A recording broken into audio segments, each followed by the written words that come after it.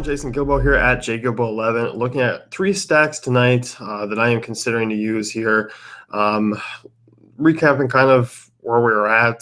This is a good slate to stack because we got James Shields. This is going to be the most popular stack of the night. The game's on ESPN. Like I said in my article, go get something to eat, set a Cubs stack up, and watch James Shields just implode. It's a guy who's just been awful. Bullpen that just threw 5 innings yesterday. I look here at Shields. He's allowed 6, 4, 6, 2, and 6 earned runs over his last 5 starts. He's allowed 8 home runs in that span. ERA over 5, xFIP over 6, 36% ground ball rate this year.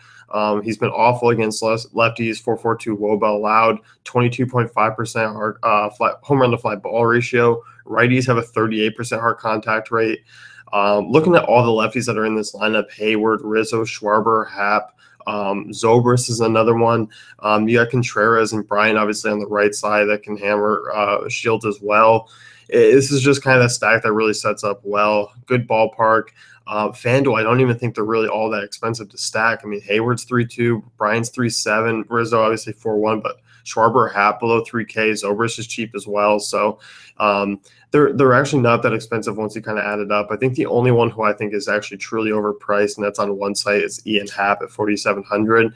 But the guy does have over a 200 ISO against righties this year, so he's still in play. He's got second base eligibility, which is probably where I'd look to use him there, given it's a weaker position tonight. So Cub stack definitely in play. Obviously against James Shields, I would want some pieces of it. Whether it's the whole thing, whether it's one-offs, two-offs, just get some in Cubs offense, even though they've been a disappointment for most of this year. If I'm swerving away, another team total that's really high is Texas. Texas went off last night. I'm kind of bummed because I wanted them to come in probably a little bit lower ownership than probably what they will be now.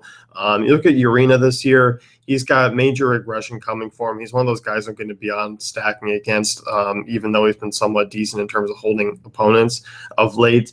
But you look at him, 11% strikeout rate against lefties, 33% ground ball rate. 322 WOBA on the season, 5.74 FIP, 6.82 xFIP.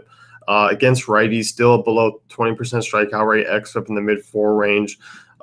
He just doesn't miss bats. Texas offense that's better off at home. They rank 5th in runs there compared to 4.3 on the road, 5.4 at home. I look at, Shin-Soo Choo, Nomar Mazara. Yeah, they've been a little bit struggling late. But these are guys with what was around 330, 180 ISOs. I don't mind them. Elvis Andrus, 348 WOBA, 174 ISO. And then Mike Napoli, Adrian Beltre, both over 200 ISO against righties this year. I like their upside quite a bit, especially at their price tags.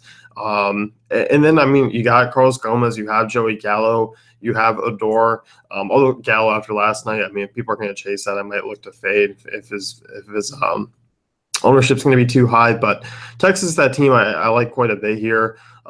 You're going to get modest ownership, but definitely not as high as the Cubs. So good spot here, good ballpark, really good matchup against Urena, who's definitely due for some regression. Third stack, this is kind of a game stack that I'm taking a look at between Oakland and Toronto. One of the better ballparks, some of the better prices on the slate. Two pitchers that just are struggling or don't miss bats. We'll talk A's side here first. Really cheap. Marco Estrada continues to really struggle. 6 straight starts with an xFIP over 6, 32% ground ball rate, 8.49 ERA over his last 10 starts, 580 FIP, 577 xFIP. Walk rate's up to 13%, 34% hard contact rate. Can't get over just how bad Marco Estrada has been. This is obviously a boomer bust offense, but guys like Joyce, Alonso, Chris Davis, Lowry, Healy, they all have power, and that's kind of what you're after here. Cheap power, you may look at them as more one-offs or two-offs than GPPs in a full stack, but I think the full stack's a contrarian way to go tonight. This is also a team that I'll be mixing and matching in with Cubs and in with Rangers just because they should draw still lower ownership. Remember, this team is second highest ISO against righties this year. I know a lot of them are struggling right now. 11th in hard contact.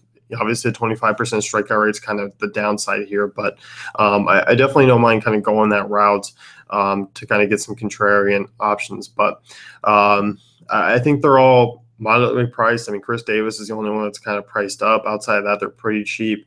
And on the Blue Jay side, this is kind of the fourth one that I'm looking at. Going up against Paul Blackburn. Blackburn's a guy who major regression coming, 2.88 ERA, but a 5.52 Sierra, 5.24 xFIP. He has a 6.1% swinging strike rate, 9% strikeout rate. Jay's offense that can actually get to some right-handed pitching. Josh Donaldson, Jose Bautista have really been struggling of late. That's two guys that I think can come around in this matchup, given the fact that early on so far in Blackburn, we've seen him give up a 361 WOBA to righties. Hard contact's been pretty modest. Ground ball rate's decent, but I like the options here for Toronto. I like Russell Martin. I like, Smoke. I like Morales. Donaldson, Bautista. I think it's an intriguing stack tonight. They were kind of below my Texas and Chicago, but I think they fit in right with Oakland's at third. Should be lower owned as well. So that's going to wrap it up. You can head over to DaveFantasyCafe.com, check out our tools and content.